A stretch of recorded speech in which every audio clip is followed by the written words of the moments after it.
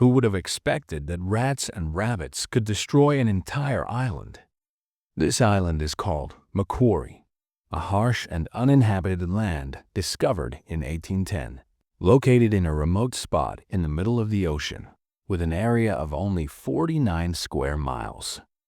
It wasn't permanently inhabited, but it was full of seals, which made it a target for fur hunters despite the difficulty of living there. Over time, the same story repeated itself. The Europeans arrived, and the disaster began with them. By 1919, the seals and penguins were on the verge of extinction, not only due to hunting, but because the ships carried unwanted passengers on board, the rats. Then came the cats, and after that, the rabbits. Over time, everything spun out of control. These animals multiplied greatly and completely destroyed the island. In this video, we will see how this isolated island turned into a terrifying ecological tale and how scientists tried to fix what these invasive species had destroyed. But before we start, support me with a like and subscribe to the channel, as this encourages me to continue. When an ecosystem evolves for a long time without external interference or the presence of new predators, local animals do not develop defenses against new enemies. For example, on Macquarie Island, there were natural predators, and the local creatures knew how to deal with them well. For instance, petrels spend most of their time flying over the sea and only return to land at night to lay their eggs and burrows underground to protect them from birds of prey. This is a smart and effective method, but it didn't work against the rats. The rats arrived on the island with humans, as happened in many places around the world, and because of them, the petrels and other seabirds became greatly threatened. The rats began to attack their eggs, eat their chicks, and even kill the adult birds trying to escape. Therefore, the blue petrels were forced to breed only on the rocky slopes near the beach, trying to keep away from the predatory rats. These rats eat almost everything, from animals to plants, and they spread rapidly and destroy the ecosystem. But the damage wasn't limited to animals and birds. It extended to plants as well, as the rats eat flowers, seeds, and small seedlings, which reduces the growth of new plants. In the 19th century, people didn't pay much attention to these details, but they noticed another problem. The rats started bothering them directly. They would come to the island to hunt and stay for a period, bringing food with them, and the rats found it easy to sneak into the buildings and eat the provisions without effort. Although the island is not permanently inhabited, there are some research stations, such as the Australian National Antarctic Research Expedition, ANARE, which was founded in 1948 and continues to operate today. To combat the rats, people brought cats to the island, hoping they would help protect the food and eliminate the rats. There is a theory that the cats might not have been brought intentionally, but stowed away on ships, just like the rats, and ended up on the island by chance. In any case, it is believed that cats arrived on the island in the early 19th century. As for rabbits, they were introduced about 60 years later. In 1878, after the rats had multiplied significantly on the island, as part of a custom of sailors aimed at providing a source of food should their ships wreck near the island. But as is the case with rabbits in new environments, they multiplied very quickly and began to eat the vegetation that protected the albatross nests, exposing these birds to attacks from local predators. The rabbits didn't stop eating or reproducing, and with their spread along the coast, the green areas turned into barren lands, which exacerbated the environmental degradation of the island.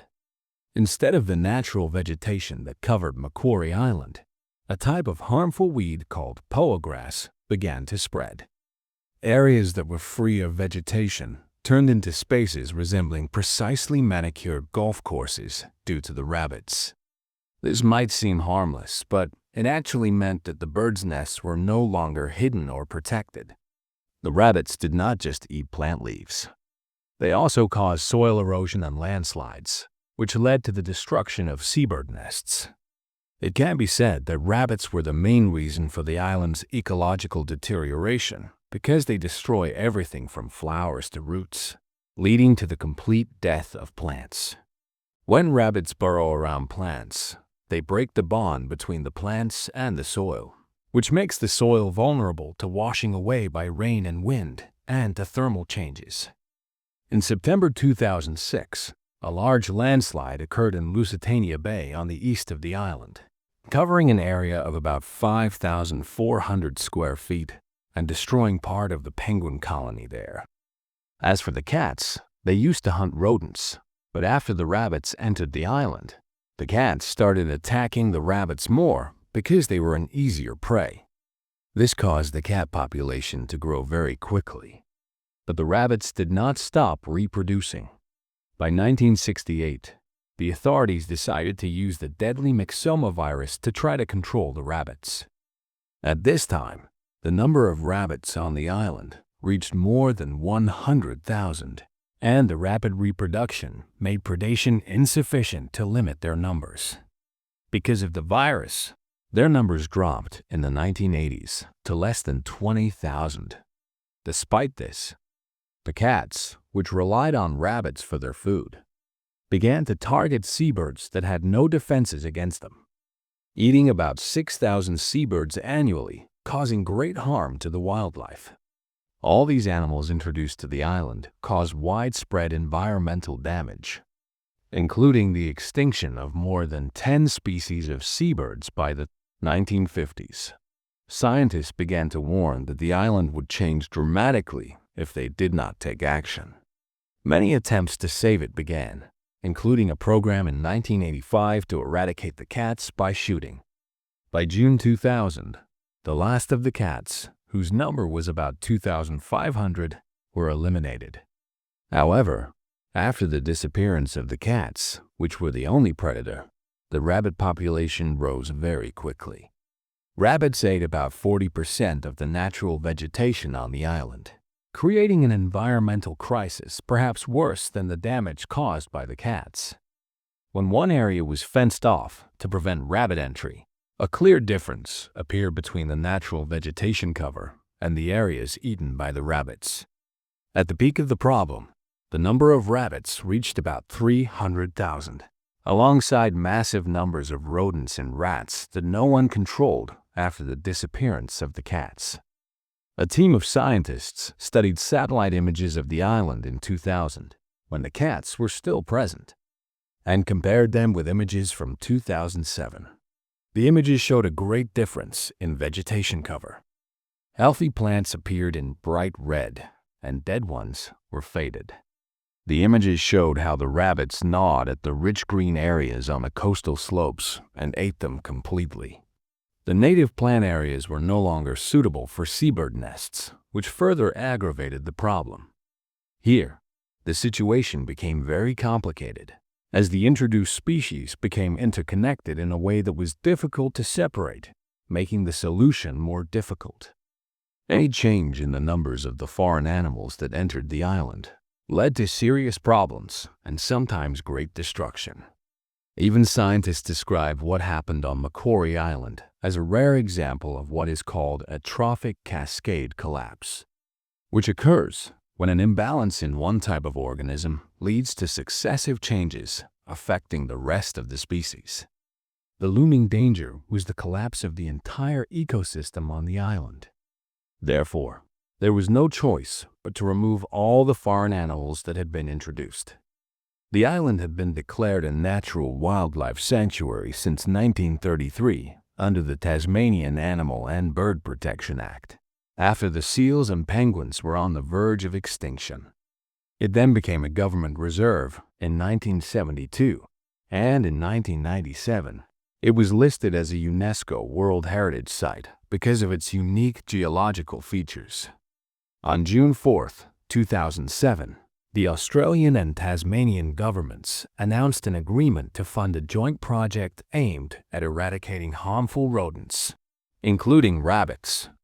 The project cost more than $15 million USD. In 2009, the number of invasive animals on the island was very large. with about 130,000 rabbits, 36,000 rodents, and 103,000 wild rats.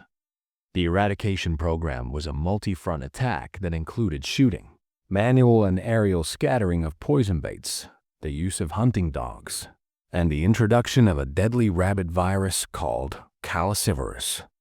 The work actually began in mid-2007 and lasted for about 2.5 years.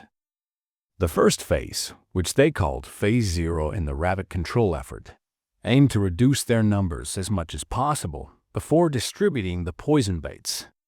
The task force distributed carrots contaminated with the virus in areas where rabbits were plentiful and used night traps to catch them. Then, they began scattering granular baits, which were carried in special containers, transported by helicopters, and dropped over the island. These baits were intended to target rabbits and rodents. The program included 2 main operations to drop poison baits from the air onto the island, in addition to a third smaller operation in dangerous areas such as slopes and penguin colonies. In the early days, they dropped about 300 tons of bait, which led to the death of large numbers of rabbits and rodents. This operation was carried out during 2 winter seasons to reduce the risk of poisoning non-target seabirds. After a period, the calicivirus that kills rabbits was used. Following this, the team sent 12 trained dogs with hunters to carry out eradication operations on the ground. The ground phase was expected to take 3 years, but it ended in only 7 months due to the rapid effect of the virus. During this period, the team manually collected and buried the poisoned carcasses to reduce the risks of seabird poisoning, in addition to continuing shooting, clearing burrows, setting traps, and using dogs when needed. Dogs played a vital role in these operations. In December 2002, 2 search dogs helped eliminate the last of the cats on the island. After the aerial baiting campaign in 2011, 12 dogs of breeds like Springer Spaniels, Labradors, and Terrier Hounds participated in searching on foot over distances exceeding 56,000 miles for any trace of surviving rabbits. The dogs were well trained to work in the harsh conditions of the island and avoid distraction by local animals like penguins and seals. Their breeds were also carefully selected to suit the cold and humid climate. In 2014, the authorities officially announced the success of the invasive animal eradication program on Macquarie Island. In honor of the dogs that participated in the campaign to clean Macquarie Island of invasive animals, postage stamps bearing their pictures were issued. The campaign was indeed successful, and on April 8, 2014, the authorities officially announced that Macquarie Island was completely free of pests after 7 years of continuous efforts. This project was the largest successful campaign to eradicate invasive species on an isolated island, and since then, the island has remained completely clean. In May 2024, it was reported that 10 years had passed without any new pest cases being recorded, and the vegetation is flourishing again. Macquarie Island is still considered the largest and furthest place where humans have succeeded in the complete eradication of 3 invasive species in an isolated environment. However, to maintain this achievement, there is a need for continuous and cautious monitoring to ensure biological safety. Dogs are still working on the island today, meticulously checking everything that enters it. With the absence of invasive species, the island has begun to visibly recover as the lives of birds have improved. Also, 2 other species of birds that disappeared since the early 20th century have returned to the island, and they are now returning and reproducing at a rate of approximately 10% annually. Scientists estimate today that the number of native animals on the island is the highest in 150 years. And this is very positive for the plants as well, because bird droppings nourish the soil and strongly enhance plant growth. And when the vegetation becomes dense and tall, it provides birds with better protection from predators like some birds. Although the plants and animals have started to respond quickly, The island as a whole needs a long time, ranging between 30 to 50 years, to return to its complete ecological stability as it was before human intervention. And now, I have a question for you. In your opinion, did the campaign to restore Macquarie Island really succeed? Or can the harm caused by humans not be undone? Tell me your opinion in the comments. And here we have reached the end of the video. Thank you for watching, and we will meet in the next video.